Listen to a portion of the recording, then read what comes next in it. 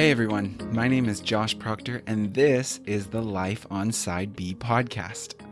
On this podcast, we are going to discuss, as the name pretty much clearly states, what life as Side B LGBT Christians is really like. For those of you who don't know, Side B is a term used to refer to Christians who are LGBT, attracted to the same sex, or have gender dysphoria, yet hold a traditional view of sexuality and marriage, and therefore live according to that view. Every episode, I will be talking with different Side B Christians about different aspects of their life, faith, and experiences. My goal with this podcast is to show that being Side B is not this depressing life of self-hatred and loneliness, but rather, it can be pretty dang beautiful and amazing. Now, every season, we will be focusing on a different theme of sexuality and faith issues related to the lives of Side B Christians. This season, though, I am really excited because we are going to be looking at different ways Side B Christians live out their sexuality and find intimacy and community. Each of these interviews has been a huge encouragement, even for me, as I navigate what community and belonging look like in my own life. You will be able to see that there are so many different ways that Side B Christians can live with joy within their faith. And in that way, I hope it can be an encouragement for you too. So with that, let's head into today's episode.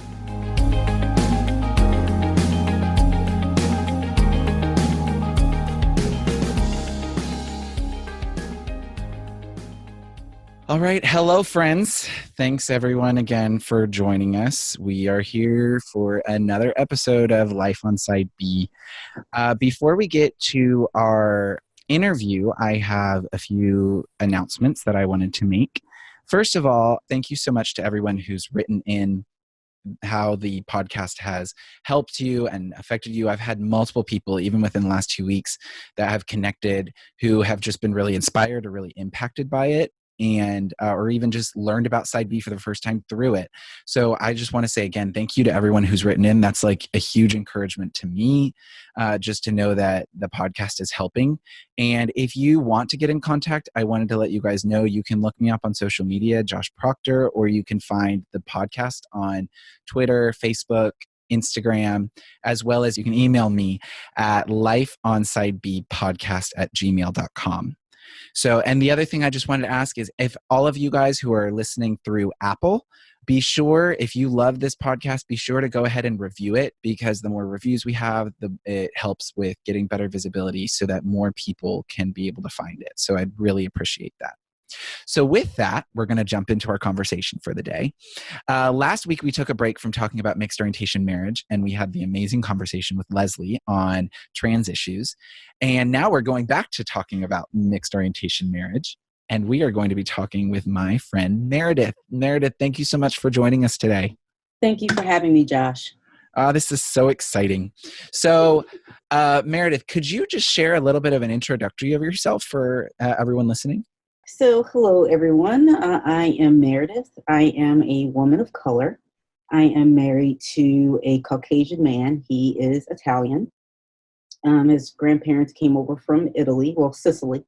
So I think that's pretty cool. I'm a professional. I have my MBA and I work for a Fortune 50 company. I do well. You could say I'm a mid-level leader.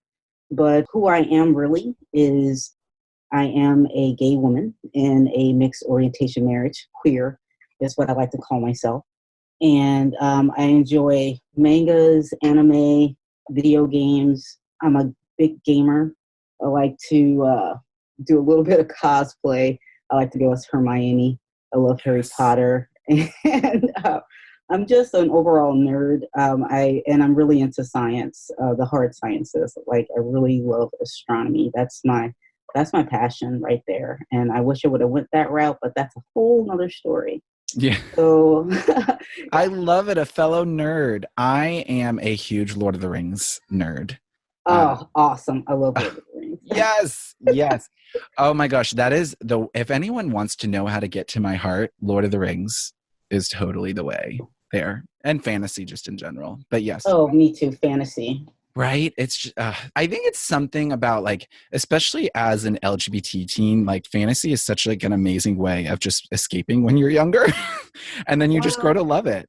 well, I don't know. yeah, and it still happens as In an my adult. Yeah. exactly. As an adult, it's just so great to escape reality at times.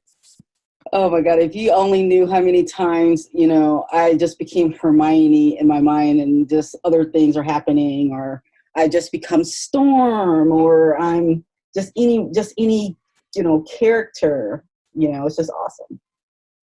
Yes, and it's awesome that you're into science. You know, it's funny. I never was a huge science kid growing up, but I have really gotten more into science in the past few years, especially because I'm a philosophy person.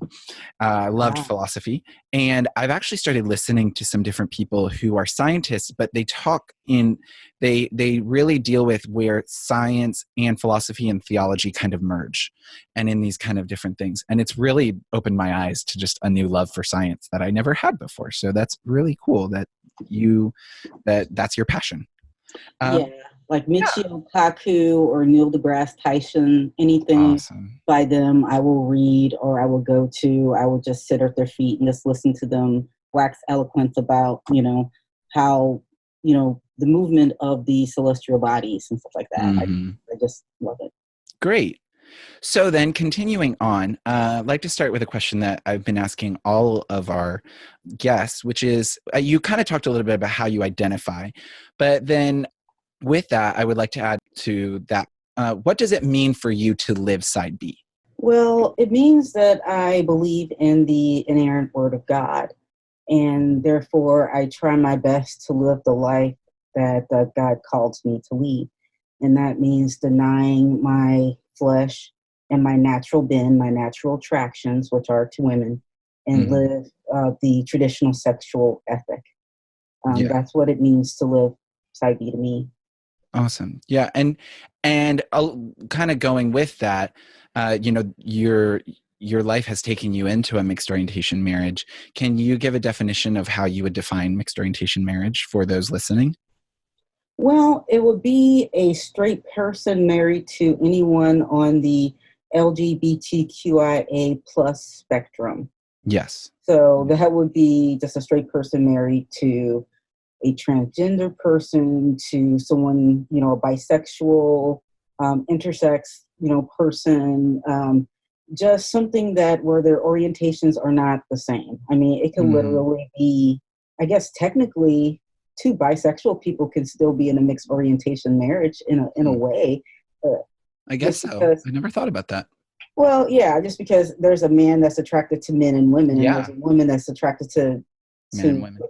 men and women, Yeah. and so the dynamic might be a little bit different. So, Well, and um, it's true because the one thing I've learned as I've gotten to know more bisexual people over time has been I think we many times assume that bisexuality is this idea of there's like you're equally attracted the same way to both genders. And no, what I've learned is that it's really not that way. Just two bisexual people, their attractions can be very different, geared oh more yes, towards one, towards the other. And so it's very true. Even two bisexual people in a marriage together can be counted as a mixed orientation marriage, depending on um, how their attractions manifest. yes, exactly. So, and so then with that, talking about, being side B and being in a mixed orientation marriage, could you share a little bit of how you came to be side B as well as arriving to your marriage? Well, we have to harken back a few tens of years to my grandmother. I believe she's been gone from us for quite some time, but I believe prayer got me here. The loving prayer of a little old lady who loved to cook and feed me until I burst. And Mm. she was a woman of faith in our home, and she lived right next door to me until I grew up. I was always at her side, learning, scripture memory verses, King James version, of course. And she always had a plate for people, and she would walk to church, and she was just a beautiful woman, and I loved her. And she taught me to pray. And eventually she got diagnosed with ovarian cancer, and she ended up dying in my bedroom. We invited her to live with us, and she passed away in my bedroom. But I was reading her Bible, and it had all of her scripture verses in there, and all of her notes in the back and stuff, and all of her prayers, for me and for everyone. And she asked me to leave the room. And then when I came back, she was gone. So let's fast forward. That happened my grandparents died when I was around 12 years old, not too many days apart from each other. And let's fast forward to me in my, late 20s. I'm with a long-term relationship. I was with her for almost 5 years. To be honest with myself, we were towards the end of the relationship. I truly did love her. We were at a point where we were going to adopt. And because her dad's gay, and he was like, "Oh, I just found a baby for you, this cute baby. You gotta adopt this baby." And I'm just like, okay, let's look into it.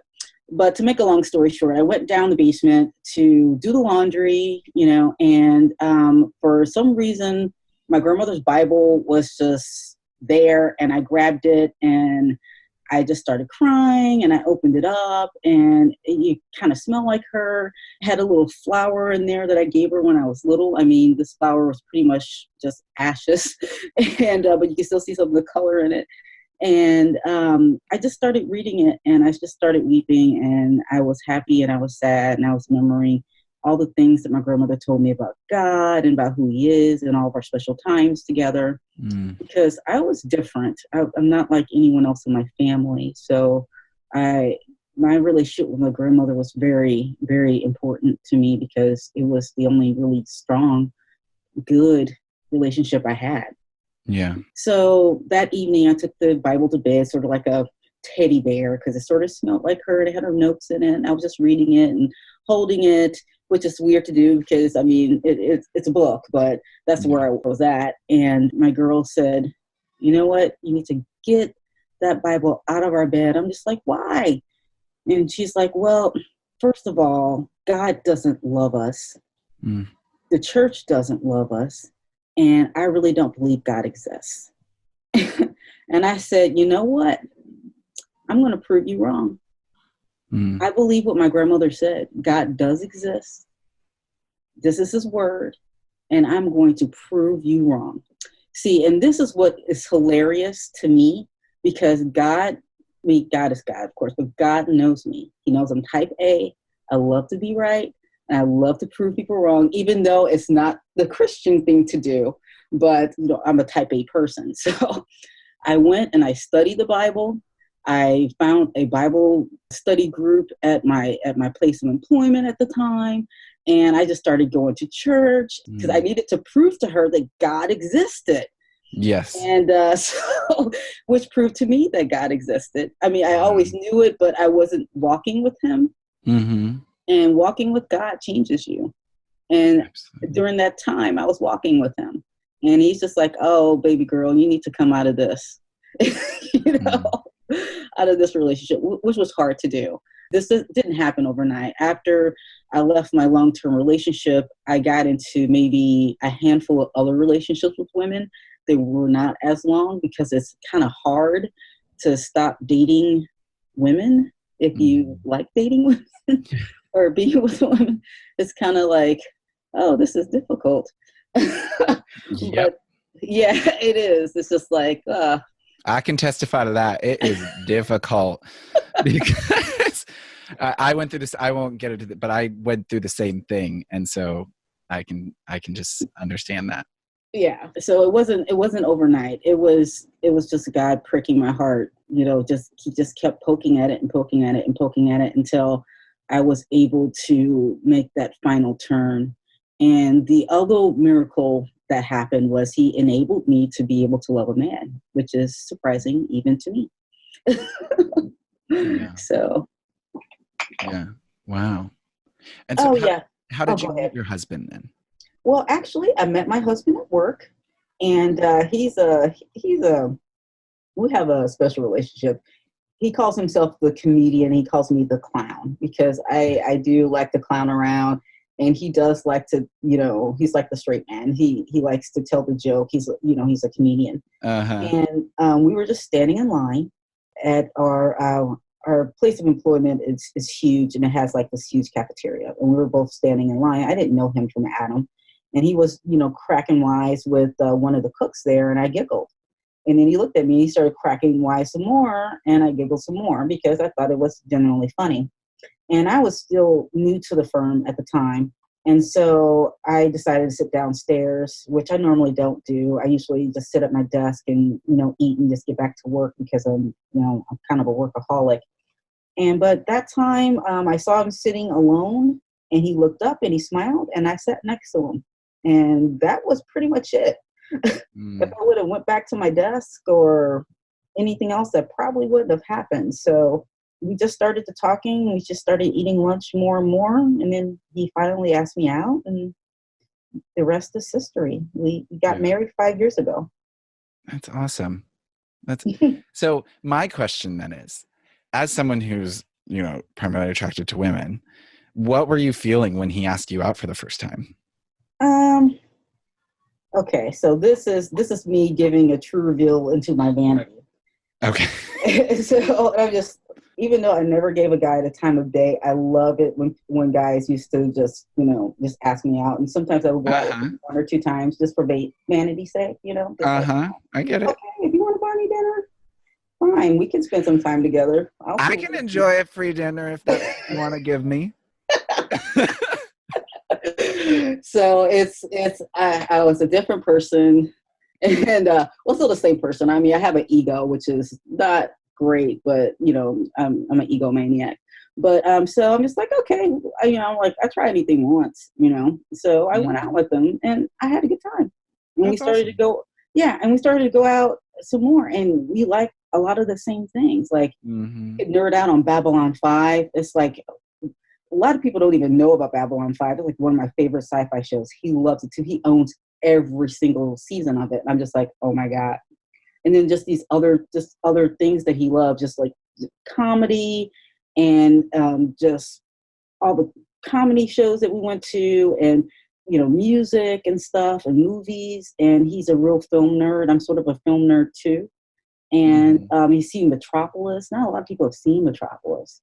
That's a classic, just black and white silent film. Yeah. That's really, really good. And I haven't seen it, so I'm one person who hasn't. So there you go. And so he was just really interesting, and he was getting me on a mental, level, and I enjoyed his company. And then it started to sneak more into my heart, and that's where I really needed to search myself more. And I'm just like, okay, is this ego? Or am I feeding my ego, or is this love? Yeah. Am I growing to love him? And what does that look like? Because I've had unhealthy relationships with men, as in I was raised by my mom to be very sexist, with the exception of my, father, my grandfather, my uncles, never trust a man. Men are not good for anything. My mother was hurt. This is a whole side issue, but my mother was clearly hurt by men in her past. And so I was not raised to be a respecter of them unless they were in the clear line of authority within my family. Okay. So having Christian there, that's my husband, Christian. I'll call him Chris. Having Chris there was really helpful because he was he was raised right. He was just a respectable guy, and he loved me. He wasn't out to get anything for me. He was just out to get to know me. And during this time in my life, we dated for 5 years before we got married. God was placed me in a number of situations to actually grow me up for him. And it's kind of beautiful. So I needed to change churches. And I showed up, new part of the city, new building. It was a 4-family flat, not really a huge building. And my neighbor, I was praying for a new church home, and my neighbor knocked on the door and said, "Hey, you want to go to church with me tomorrow?" I'm just like, this is what? This is a direct answer to prayer. Really, this is like a scroll coming down, like a flaming squirrel or something. And I'm like, okay. And he invited me to church, and he was just an awesome guy, just a great guy. And we became huge friends, and I'm still friends with him today. And he invited me to church, and I went to church with him. And there was a new guy that was there at the church, and he was just wonderful. He invited me to a small group, and I came out to his small group, and they loved me, just the same. Mm. And he had some people coming over from the East Coast, moving to a 3-story home in the city, and they wanted someone to rent their loft and to take care of their child when they went on vacation, just babysit when they Yeah. go out on vacation, stuff like that. And I lived with them for 8 years with their 4-year-old son. And I got a look into a different type of community because I became, in essence, like a part of, not only a part of their household, a part of their family. And I love them. I love them dearly. And we fought like a family, and we love each other like a family. I can call upon them to this day, and they can count on me. And now their son is 19. Wow. And I took him to his first to orientation of college, and I was just like, oh my god, he's Uh, got so big. And it was just so, I felt I'm like his surrogate aunt. So, and just most of his family's out of town, his biological family. If ever he needs anyone, I'm there. And so I'm quite happy. And also I introduced him to Dragon Ball Z and other anime. So I like to think that there's a part of me that's a part of him, their son. So I love that. And I love how that, like, being able to have that community and the part that even that has played in your life. yeah. So that's so great. My next question, that I kind of, one thing I would love for you to talk about is, as you started dating your husband, what point did you come out to him about your sexuality, and what was that process like of kind of talking through that with him? Well, it's a little bit complicated. I did not come out to him until I knew that I loved him. When I felt that I was falling for him, that's when I came out. And that would be, we dated for about 5 years. So maybe at the 3.5 year mark, Mm-hmm. I had to be sure. After 3.5 years, I came out to him because I wanted to be for sure. And at first I came out to him as bisexual because I did not know how he would take it that I am gay. And he's a sensitive guy, and I didn't want to hurt him. And then we talked about it, and he was okay with it. And then after some time, maybe 6 to 8 months passed. It could have been as much of a year passed. When he was comfortable with that, and this was my insecurity. It had nothing to do with him. I finally told him. I said, Chris, I'm a lesbian. And he's like, what, 60/40? and, and I'm just like, more like 90/10 or 99 maybe. And he's like, nah, no. I'm like, yeah, yeah, yes. And we had to have a long conversation because at that time he wasn't sure, because I threw him for a loop. I should have maybe told him the 99% before. I didn't want to lose him Mm-hmm. because of Yeah. security. But he finally got the gist of it.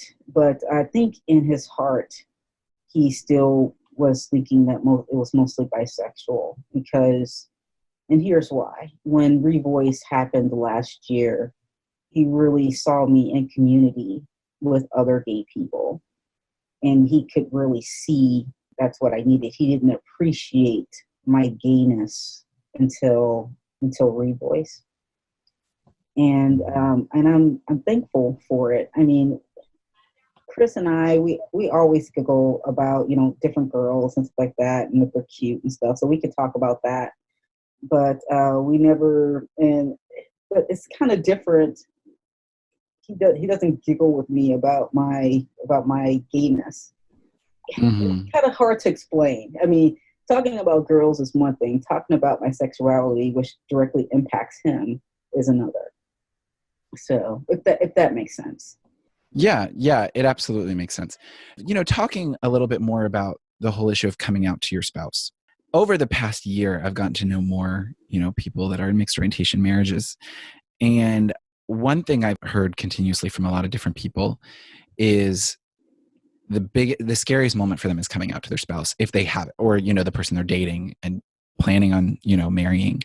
And not only kind of in a similar way of like you said, about getting to that point of really explaining the degree of their, attractions. Or, talking to one person who was like, well, I brought up my attractions, but I think my spouse thinks that it's just like a past thing. Like that's not a part of my life now when it really is. Like I'm still gay.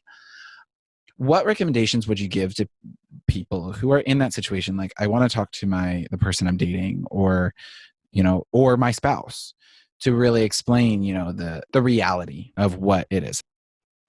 Just be completely honest about how you feel, you being the gay person in the relationship. And if you're insecure about it, then just show your vulnerability and be insecure and just say, I don't want to lose you, but I need to reveal who I am to you. And maybe talk to a confidant about it first so that you can get your thoughts together, maybe write it down so that you can stay on track and not say something that you could possibly regret or can't take back, because once it's out there, it's out there. Yeah. But timing also is key.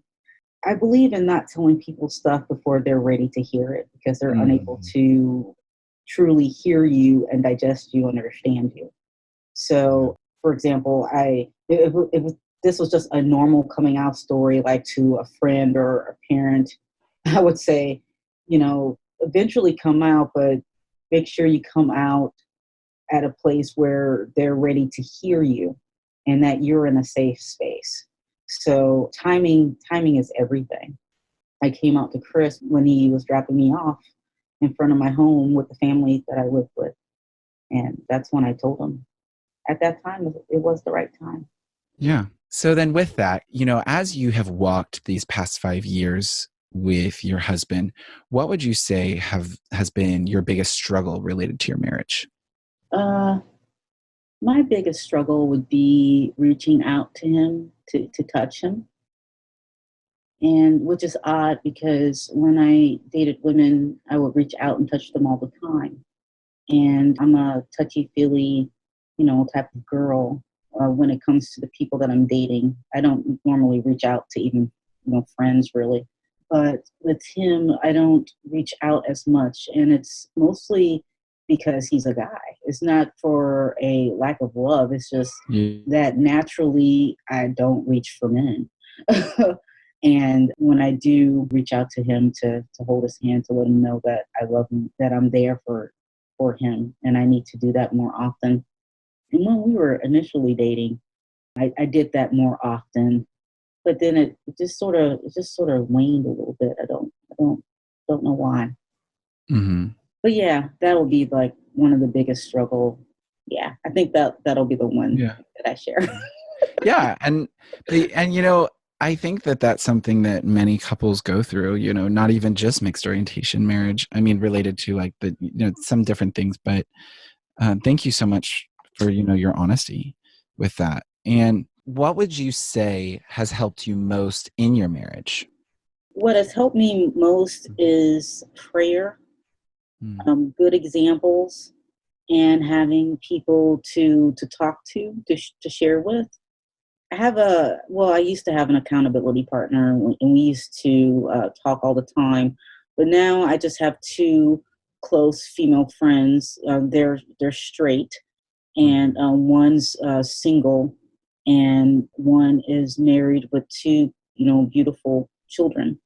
Yeah. And I share with them, and they share with me, and it's helpful to me since they do care about me and we're friends. I can even share some of my side B struggles or my gay struggles with them, and they're able to show me some empathy and be in it with me, though they don't necessarily completely understand. Yeah. You know what I mean? So Absolutely. So they're some good friends, and I'm very, very thankful for them. So that's been really, really helpful. I wish I had a couple that I could talk to, that Chris and I could talk to, that would walk with us, a older couple. It's something that I've been thinking about or toying with, but because of the complexities of our marriage, because of my gayness and his straightness, most of the older couples, when I've talked to them in the church, they don't really understand. Yeah. So I'm trying to figure out what the future looks like for Chris and I in regards to seeking community of support that supports the both of us, because I care about his well-being as well, that someone's listening to him, that he has someone to talk to, that he has some people to share with. But he's such a shy, quiet, introverted guy. I mean, I'm introverted too, but I at least share with people. Yeah. And so I am concerned about that. Yeah. I think that's something that, being in ministry, God has really shown me the importance of mentorship, like Yeah. kind of like what you're talking about. And I think it's really important, being able to have those kind of people who have been on that same road, that have been doing it just a little bit longer than you. It's always great to have those people that you can go to and be like, give me some advice, be able to walk with me. And no matter where, like, even I was talking to a friend just a few days ago of how, a lot of my friends who are celibate are around my age. And that's great. And I think that's really important. But then I've always thought, like, man, I would love to have just like another celibate person who's farther down the road than me and who's been doing this longer, just to be able to be that kind of mentor and be able to give that. Because I think it's like, no matter what road you're taking, that's important to have someone who's been going at it longer, be able to give you experience from just a little bit farther down the road than where you're at from. Oh, yes. Absolutely. And I also love, one thing I really love about your story and everything that you've shared here is your emphasis on prayer. I think that's so amazing, because I think that's something that I've been learning about lately over the past few years, ever since I went to Colombia. In Colombia, God really started to teach me about prayer and the importance of Mhm. prayer. Because I think before that, I had always been afraid of prayer because of the way evangelicals used prayer against LGBT people for Yes. so long. And I don't know if that's just me. I don't know if that's other LGBT people. I would think that that's other LGBT people, that you develop this fear of prayer because you hear pray the gay away.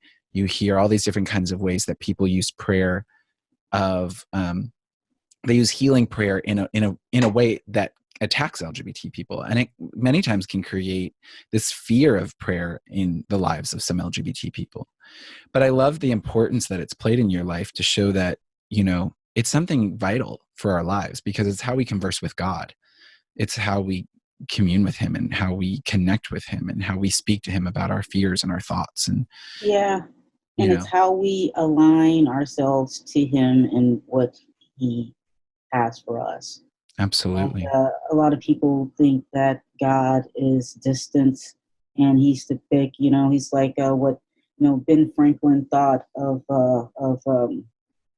religion, that God is the big clockmaker in the sky, that he just wound the clock and set us there to wind down the end of the universe, and then that's it. And I don't necessarily think that that's true, because there are plenty of examples in the Old and New Testament of God meeting us where we are at and having Hmm. an abiding relationship with us. And that's through talking to him and just with prayer. After my grandparents died, if it wasn't for me talking to God every day, to be honest with you, I would not have made it. Mm. I would not have made it at all. And though I fell by the wayside, you can say, once, puberty became full bloom and Satan's lies were out there saying that, God doesn't like, gay people. And though I fell by the wayside, I came back. And I really do believe it's because, my grandmother prayed for me, and she prayed for me every day.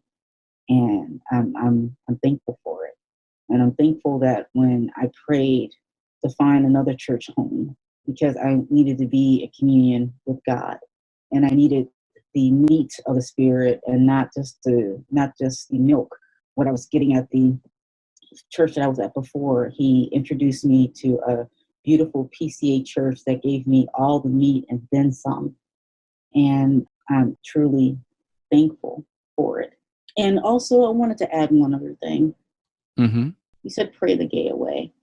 And there were so many times I wanted to pray the gay away, growing Mm-hmm. up, because I wanted to be accepted by my parents and by my extended family and by everyone. I didn't want to be different, an oddity, again, just because, I'm a woman of color who grew up in a Caucasian neighborhood that went to a Caucasian school.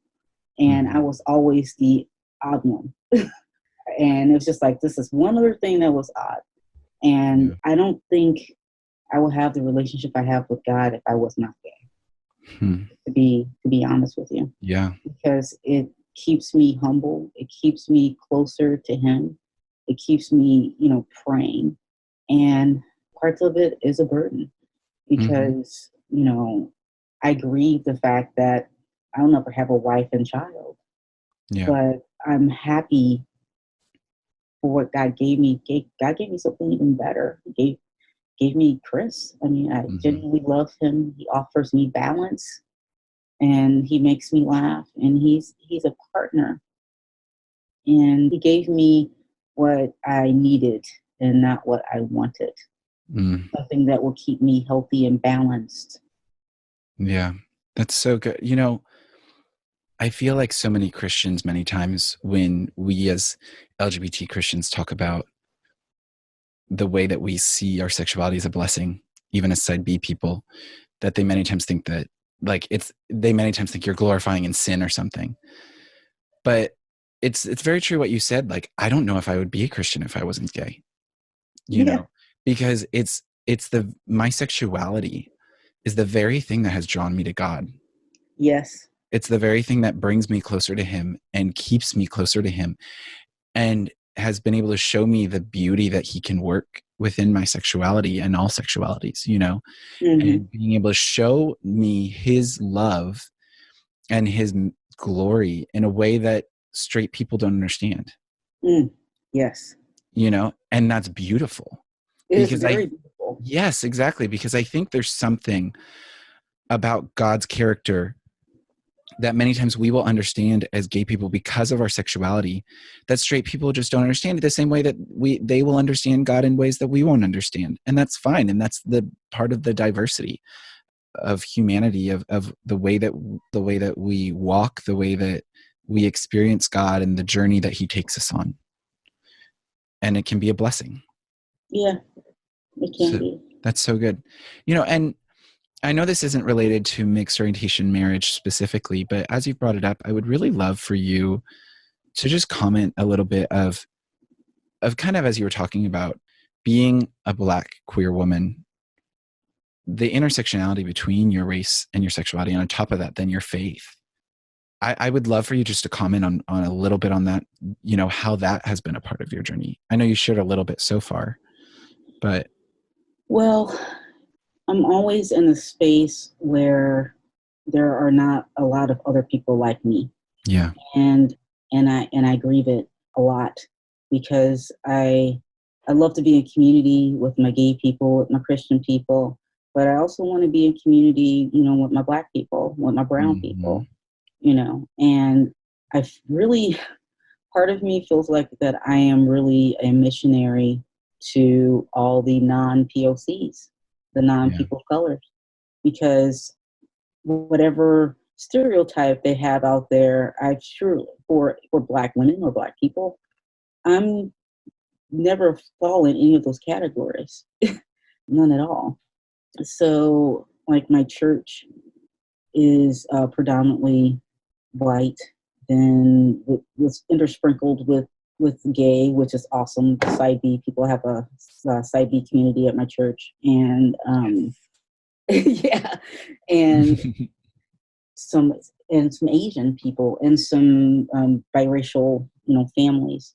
So we have a little bit of diversity there, and you could say there's some issues in regards to some members of our church understanding the struggle because of it's because of their privilege. If it doesn't impact them, then it doesn't really they can't really see it or appreciate it.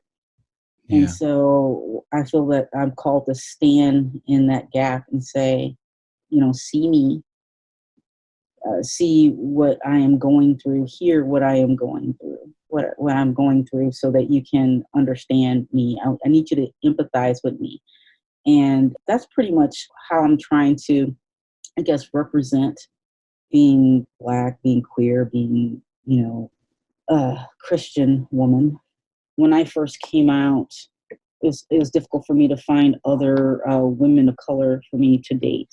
Um, there wasn't Mhm. a lot at the local coffee houses or pubs. And at the time, in the early, late 90s and early 2000s, dating apps and, other ways of meeting people wasn't the big thing. Yeah. So I didn't get the opportunity to even date a lot of I guess, a lot of people of my own race. Even though I have, I just wish I would have dated more because I'm greedy. So you should You ain't alone. You that. ain't alone. But I hope, did I answer your question? Yeah, no, you did. Because I think it's sometimes, I'll be honest, even in my life, even in the past 2 years of getting to know more about of what it's like to be LGBT, even just the LGBT community in general, in all of my years of being part of the LGBT community, I would say it's in the past year and a half or 2 years that I've really come to just be able to understand and respect the uniqueness of what it's like to be both a person of color and LGBT. Oh, Because yeah. I don't think before a year and a half ago or 2 years ago, I really even had an awareness of the understanding of that, the difference of that. Like I had the understanding that we as LGBT people are experiencing the same among all of us. And in some ways it is. In some ways it is. But that there are unique factors, what it's like to be a person of color, Asian, Black, Latino, and LGBT, that it's not the same as being white and LGBT. Yeah. I You can know? give you a story. My very first girlfriend, she was a country girl, just pure country. I don't even know how it happened, but she was my first girlfriend.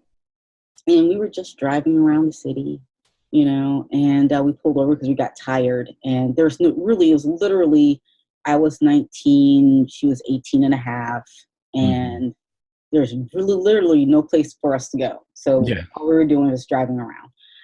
And we fell asleep, and cops knocked on the door, and she was driving and I was in the passenger seat, and we got out and our hands were raised because their guns were drawn and they were pointed at me, not at her. She happens to be Caucasian, and they asked if she was okay. Wow. And I'm just like, okay. Hmm. And I really didn't appreciate, I appreciate what happened now as an adult, but the fact that the guns were drawn on me, I had to raise my hands. She had her hands raised as well. And the fact that they asked if she was okay, Hmm. should have been a big red flag right there. But we both answered and said, we're fine. They asked what we were doing there. And I said, well, we, pulled over because we were tired. And my mother said, and, don't drive when you're tired, take a quick nap. And they said, well, this is private property. You're trespassing. You got to leave. And they made me show my ID and all this stuff. So that's one instance of just a little bit of you could say the difference. Yeah. That's a little traumatizing. Then I had another one that happened, oh gosh, this was probably 15 years ago, where I got pulled over and had guns drawn on me again. This time I was wearing a business suit and driving a Toyota Camry. Hmm. And they pulled out, they said I made an illegal turn. I said, I just made a right. And they wanted my information. I gave them my information, and I actually had to call my pastor. And I was Wow. just like, I don't know what was happening, because I was literally going from work to Bible study. And I'm Yeah. like, I don't know what happened. And they gave me a bunch of tickets. I'm like, I really don't know. They said I was doing illegal turns and stuff like that. And he talked to them and everything was just dropped. And then he said that area was just a trap where they try to, rack up tickets. We have small communities that have like small jurisdictions that have like maybe one or two cops, and how Yeah. they make money is by harassing folks. So it's just things like that. I don't think that they're necessarily gay issues, but they are Hmm. people of color issues. They Yeah. are black and brown issues, and it's quite traumatizing. There was for a time where when Chris and I, were dating, I just told him, I can't drive right now because I was just feeling emotionally traumatized just by what's going on in the area, or just politically, if people are, acting up.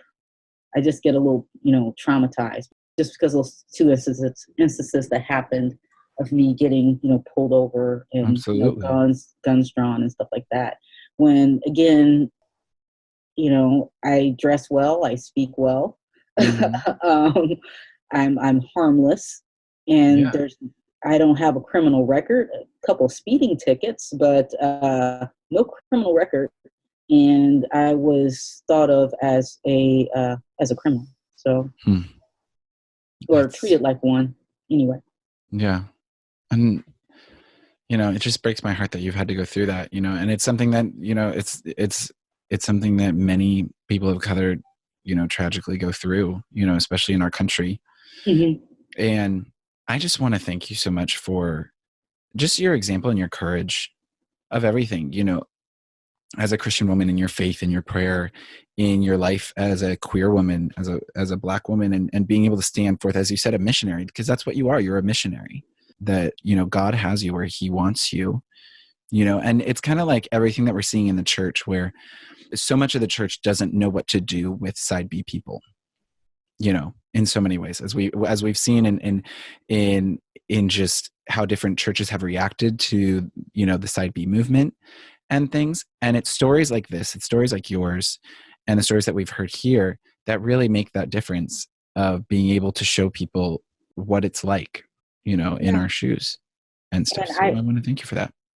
oh, you're welcome, and thank you for just having me, and creating a platform for side beers to express themselves and to share parts of themselves. And I guess to answer your question about what the church can do about side beers is to love and accept us as your brothers and sisters in Christ. Yeah. Just because you can see our sin, it does not make our sin more of a sin than your sin, if that Mhm. makes sense. Absolutely. Sin is equal, and the only sin that is the unforgivable sin is blaspheming the Holy Spirit. I mean, we should all Mhm. know this. We all read the Yeah. Bible. So just love your gay brother and sister. Invite them into your homes. They like to call them gunkles, gay uncles, gants, gay aunts, or a Yes. real thing. We love children. We may not have any of our own, but we would love to be in community with people with children. Invite us Yeah. to your homes. We will babysit for you. We will, you can have a date night, and we will play with your kids, and we will happily give them back to you. We Hmm. just want community. We want love. And all people are made in the image of God, even the people Yes. that we don't choose to claim. And the one Hmm. thing that the gay community has going on, that the Christian community and the church community specifically doesn't have gone on very well, is the sense of family and community.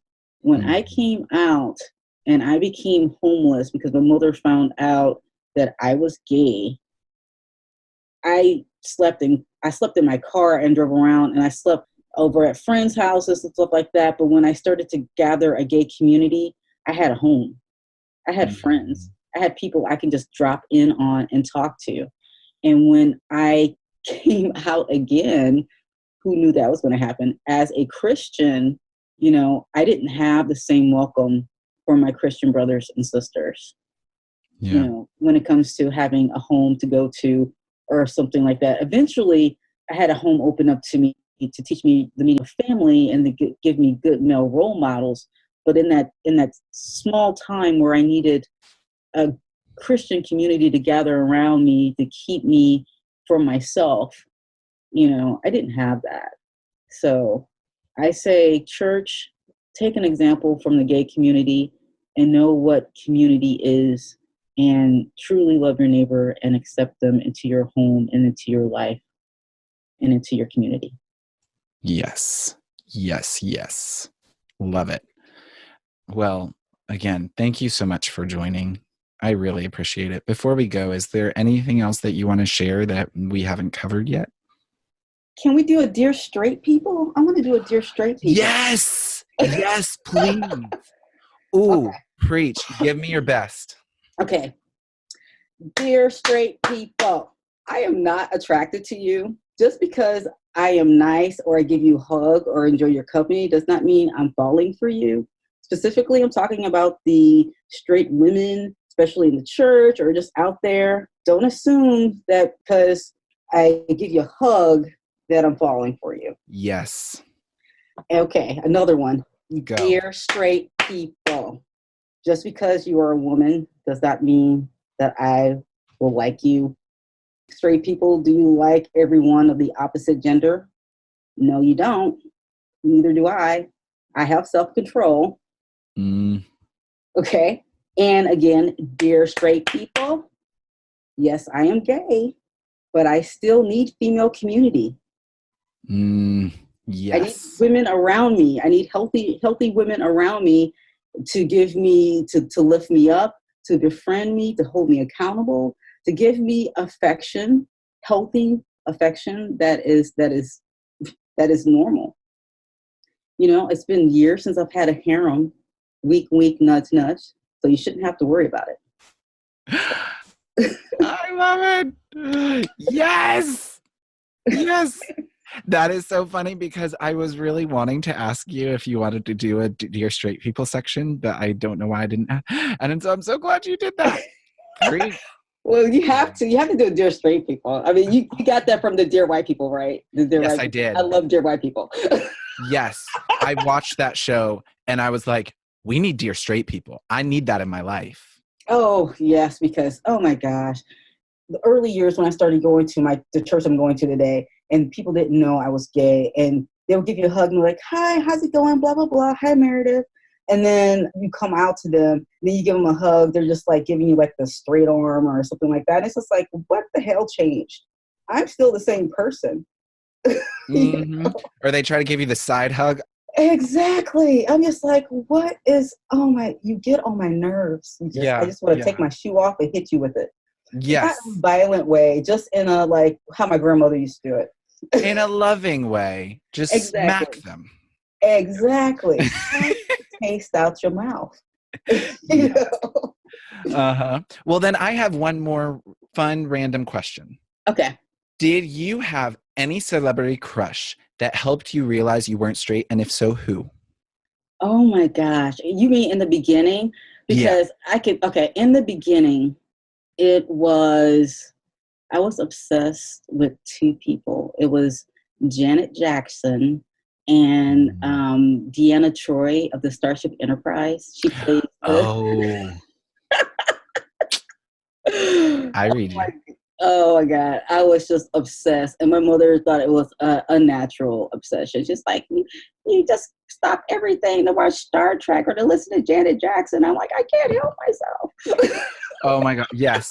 It's so funny. I feel like every LGBT person has that first crush that was just like, oh, I'm gay. I'm gay. But it's funny because for me, I got really confused because I got obsessed with Shania Twain as a kid. Huh. And for a while I was like, does this mean I'm straight?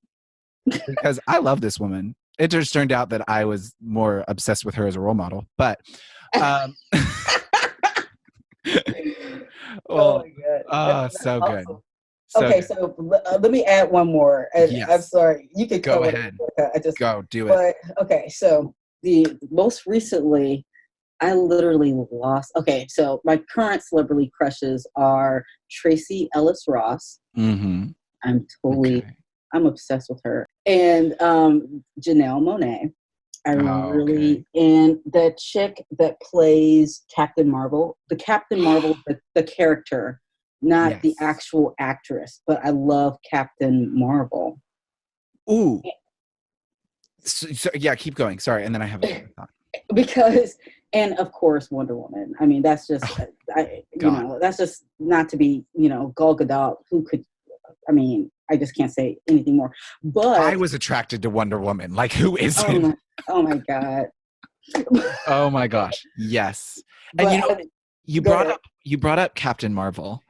Mhm. And can I just say how much I think that movie is like side B excellence? The fact that she had no romantic interest and it was just her and her friend. And like their relationship, I was like, was this made for side B people? Because I feel it. I feel Yeah, it. it's actually a relationship that I'm jealous of, that I want, that I seek. I hope to have a close female friend, Mm-hmm. that is loving and affectionate, non-sexual, of course. Yeah. That I can just live life with. Yeah. That would be a beautiful thing. Yeah, Absolutely. I think it is. And I loved that movie just for that, just seeing their friendship. And I was like, this is beautiful. yeah, it I is love it. beautiful, and the So, cat Goose oh, is mm-hmm. beautiful. Good. Yes. And one shout out to my husband, because when Janelle Monáe came out as pansexual, I literally lost my mind. I literally did. I put up posters. I remember that. She broke me. Oh, She literally did, but not in necessarily a bad way. But he loved me enough to let me just be all, I don't know, just losing my mind and just the gayness of it, and then come back to him. So I'm mm. thankful for that. Oh, So you see, just the understanding that of those kind of things within marriage. That's wonderful. I love it. I love it. Well, thanks again so much for joining. I really appreciate this. Has been fun. I love this. I'm glad you enjoyed it. Yes, I enjoyed it. I So did thank too. you again. For everyone listening, if you would like to get in contact with Meredith, I'm going to be putting her email and her Twitter information in the episode description. So please feel free to contact her through there. I know she would love to be able to hear from you guys and to be able to connect. So please do that. We are so thankful that for each of you guys who listen, be listening next Monday for our next episode. We are going to be moving from mixed orientation marriage to begin talking more about friendship and also still a little bit more about intentional community. So be on the lookout for those episodes and we'll talk to you soon. Thanks, guys. Thank you.